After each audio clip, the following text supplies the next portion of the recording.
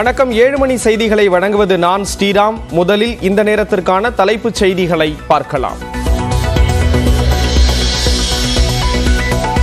தமிழ்நாட்டில் மக்களவைத் தேர்தலில் 950 வேட்பாளர்கள் போட்டி.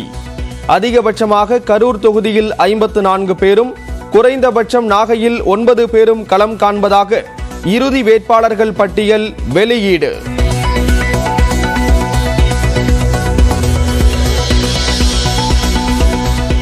மக்களவைத் தேர்தலில் விசிகவுக்கு பானை சின்னம் ஒதுக்கீடு. மதிமுகவுக்கு தீப்பெட்டி சின்னம் ஒதுக்கப்பட்டதாக தேர்தல் அதிகாரி அறிவிப்பு.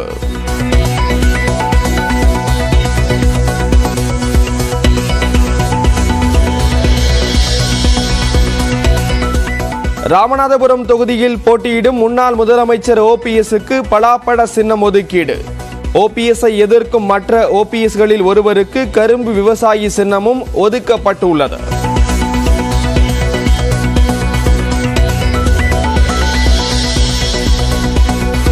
இருநூற்று சரித்திர குற்றவாளிகளை கட்சியில் வைத்துக் கொண்டு சட்டம் ஒழுங்கு பற்றி பிரதமர் பேசலாமா? சேலத்தில் நடைபெற்ற பரப்புரை கூட்டத்தில் முதலமைச்சர் மு.க. ஸ்டாலின் கேள்வி.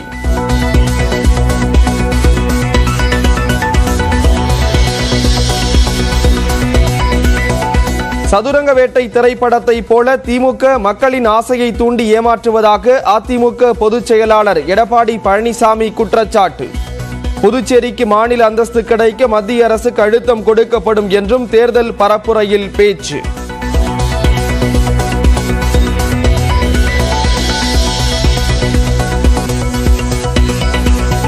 ஜூன் 4ஆம் தேதிக்கு பிறகு பிரதமர் மோடி செல்லா காசாகி விடுவார். சிதம்பரம் தொகுதியில் திருமாவளவனை ஆதரித்து பரப்புரை செய்த அமைச்சர் உதயநிதி ஸ்டாலின் பேச்சு.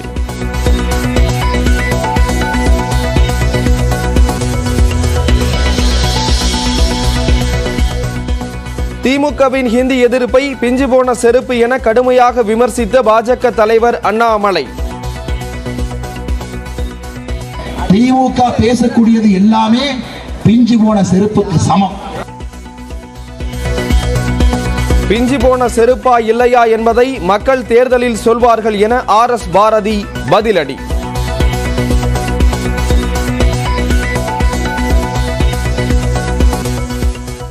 பிஞ்சு போன செருப்பா இல்லையா என்பதை தமிழ்நாட்டு மக்கள் அந்த செருப்பாலே அதற்கு சொல்வாங்க. ஜனநாயக மற்றும் அரசியல் அமைப்பை காக்க இந்தியா கூட்டணி சார்பில் டெல்லியில் இன்று ஆர்ப்பாட்டம். கெஜ்ரிவால், ஹேமந்த் சோரனை அமலாக்கத்துறை கைது செய்ததற்கும் கண்டனம் தெரிவிக்க திட்டம்.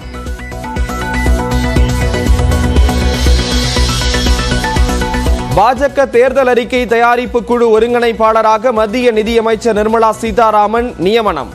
பாதுகாப்புத்துறை அமைச்சர் ராஜ்நாத் சிங் தலைமையில் 27 பேர் கொண்ட குழுவை அமைத்தார் பாஜக தலைவர் JP நட்டா.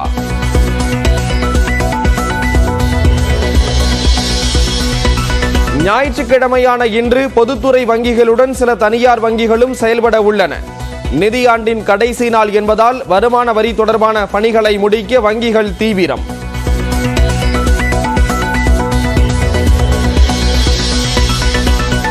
கருப்பு பணத்தை வெள்ளையாக்கவே மத்திய அரசு பண மதிப்பிழப்பு நடவடிக்கை கொண்டு வந்ததாக உச்சநீதிமன்ற நீதிபதி நாகரத்னா விமர்சனம்.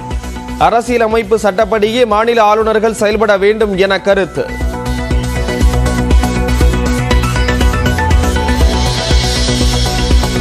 அருணாச்சல பிரதேசத்தில் ஏப்ரல் 19ஆம் தேதி சட்டப்பேரவை தேர்தல் நடக்க உள்ள நிலையில் 10 பாஜக MLAக்கள் போட்டியின்றி தேர்வு. யாரும் எதிர்த்து போட்டியிடாததால் முதல்வர் பெமா காண்ட், துணை முதல்வர் சவுனா மெயின் உள்ளிட்டோர் MLAவாக தேர்வாகினர்.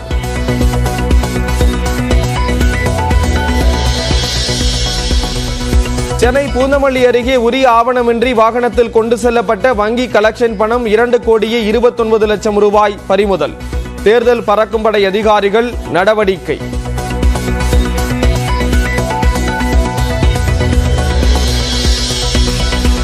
குடியாத்தம் அருகே ஏரியில் குளிக்கச் சென்ற 4 பெண்கள் நீரில் மூழ்கி உயிரிழப்பு. முனீஸ்வரன் கோயிலுக்கு சென்றபோது நேர்ந்த சோகம்.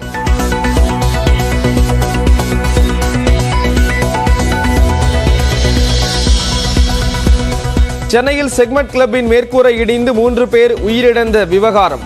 தலைமறைவாக இருந்த உரிமையாளர் அசோக் போலீசில் சரண்.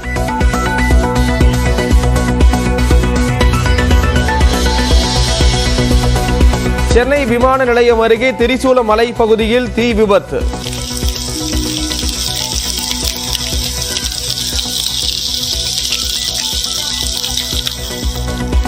செடிகள் மரங்கள் தீப்பிடித்து எரிந்ததால் பரபரப்பு.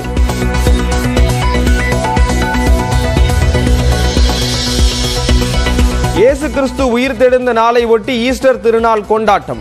வேளாங்கண்ணி உள்ளிட்ட தேவாலயங்களில் சிறப்பு பிரார்த்தனை.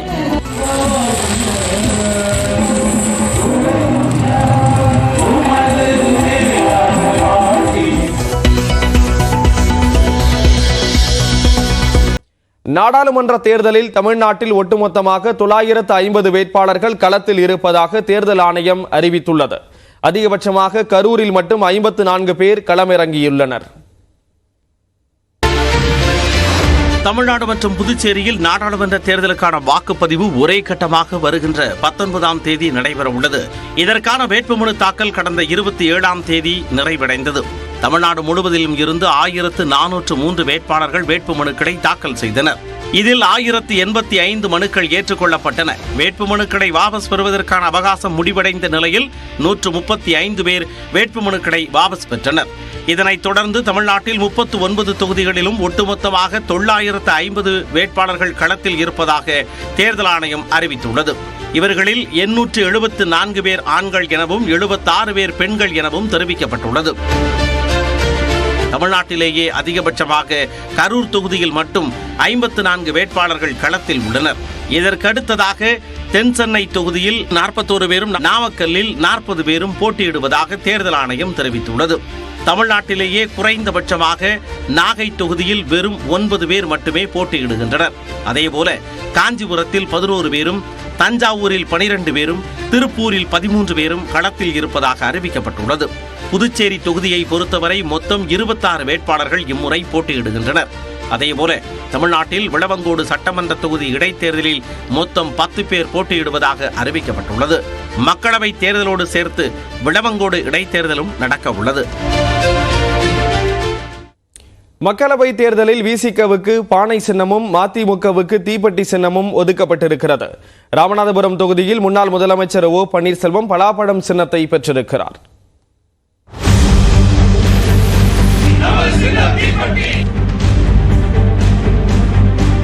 சிதம்பரம் தொகுதியில் 14 வேட்பாளர்களின் மனுக்கள் ஏற்றுக்கொள்ளப்பட்ட நிலையில் அவர்களுக்கான சின்னத்தை இறுதி செய்யும் கூட்டம் அரியலூர் மாவட்ட ஆட்சியர் அலுவலகத்தில் நடைபெற்றது.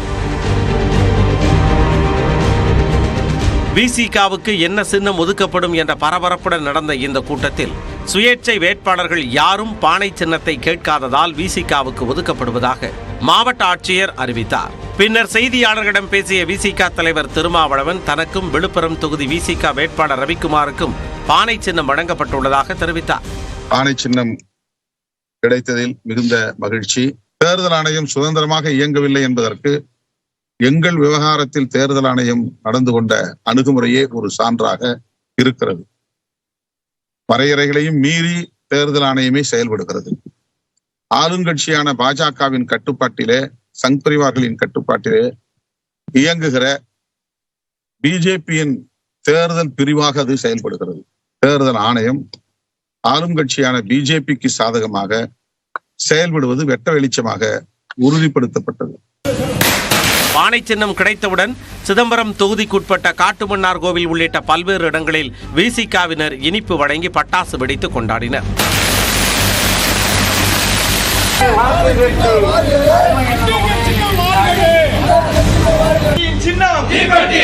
இதேபோல திமுக கூட்டணியில் திருச்சி தொகுதியில் போட்டியிடும் மதிமுக வேட்பாளர் துரை வைகோவுக்கு தீப்பெட்டி சின்னம் ஒதுக்கீடு செய்யப்பட்டுள்ளது. மதிமுகவுக்கு பம்பரம் சின்னம் வழங்க தேர்தல் ஆணையம் மறுத்ததை அடுத்து தீப்பெட்டி சின்னம் பெற்றுள்ளனர். மறுமலர்ச்சி திராவிட முன்னேற்ற கழகம் திரு துரை வைகோ இவர்கள் தேர்வு செய்த சின்னம் பம்பரம் முதல் ஆப்ஷன்ல கொடுத்திருக்காங்க. இரண்டாவது ஆப்ஷனாக தீப்பெட்டி, மூன்றாவது ஆப்ஷன் வாயு சிலிண்டர். சின்னம் ஏற்கனவே பம்பரம் கமிஷன்னால ஒதுக்கப்படவில்லை. அதனால அவர்களுடைய இரண்டாவது ஆப்ஷன் வரிசை எண் 96 இருக்கக்கூடிய தீப்பெட்டி சின்னமாக ஒதுக்கப்படுகிறது. இதையடுத்து திருச்சியில் செய்தியாளர்களிடம் பேசிய துரை வைகோ பாசிசத்தை சுட்டெரிக்கும் சின்னம் தீப்பெட்டி என உணர்ச்சி பொங்க தெரிவித்தார். பாசிசத்தை ஜனநாயகத்துக்கு எதிரான சக்திகளை சுட்டெரிக்கும் தீப்பெட்டிங்கிறது நாங்க சொன்னோம். அந்த கோஷத்துக்கு சரி அன்றாட சாதாரண ஜனங்களுக்கு புரியுற ஒரு சின்னம்னால எங்களுக்கு பிடிச்ச சின்னம் தீப்பெட்டி. அதனால நாங்க என்ன எதிர்பார்த்தோமோ அது கிடைச்சிருக்கு, எங்களுக்கு சந்தோஷம். புதுக்கோட்டை பேருந்து நிலையத்தில் துரை வைகோவிற்கு ஆதரவாக வாக்கு சேகரித்த சட்டத்துறை அமைச்சர் ரகுபதி தீப்பெட்டி சின்னத்தை அறிமுகம் செய்து வாக்கு சேகரித்தார். இந்நிலையில் பாஜக கூட்டணியில் சுயேட்சையாக ராமநாதபுரம் தொகுதியில் களமிறங்கியுள்ள முன்னாள் முதலமைச்சர் ஓ பன்னீர்செல்வத்திற்கு நீண்ட இழுபறிக்கு பிறகு பலாப்பழம் சின்னம் ஒதுக்கப்பட்டுள்ளது. ராமநாதபுரம் தொகுதியில் முன்னாள் முதலமைச்சர் ஓ பன்னீர்செல்வத்திற்கு போட்டியாக பன்னீர்செல்வம் என்ற பெயரில் 6 பேர் வேட்புமனு தாக்கல் செய்தனர். மேலும் முன்னாள் முதலமைச்சர் கேட்டிருந்த பலாப்பழம், வாளி மற்றும் திராட்சை சின்னங்களையே அவர்களும் கேட்டதால் கடும் போட்டி ஏற்பட்டது. இவர்கள் அனைவரும் சுயேட்சைகள் என்பதால் குலுக்கல் முறையில் சின்னம் வழங்கப்பட்டது.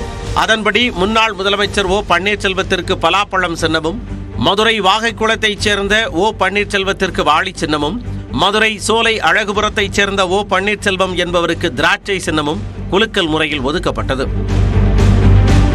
இதேபோல மதுரை உசிலம்பட்டி அருகே உள்ள மேக்கிழார்பட்டியைச் சேர்ந்த ஓ பன்னீர்செல்வத்திற்கு கரும்பு விவசாயி சின்னமும், ராமநாதபுரம் மாவட்டம் தெற்கு காட்டூரைச் சேர்ந்த ஓ பன்னீர்செல்வம் என்பவருக்கு கண்ணாடி டம்ளர் சின்னமும், பரமக்குடி அருகே உள்ள கங்கை கொண்டானைச் சேர்ந்த எம் பன்னீர்செல்வத்திற்கு பட்டாணி சின்னமும் வழங்கப்பட்டது. வேலூர் தொகுதியில் போட்டியிடும் இந்திய ஜனநாயக புலிகள் கட்சியை சேர்ந்தவரும் நடிகருமான மன்சூர் அலிகானுக்கு பலாப்பழம் சின்னம் ஒதுக்கப்பட்டுள்ளது.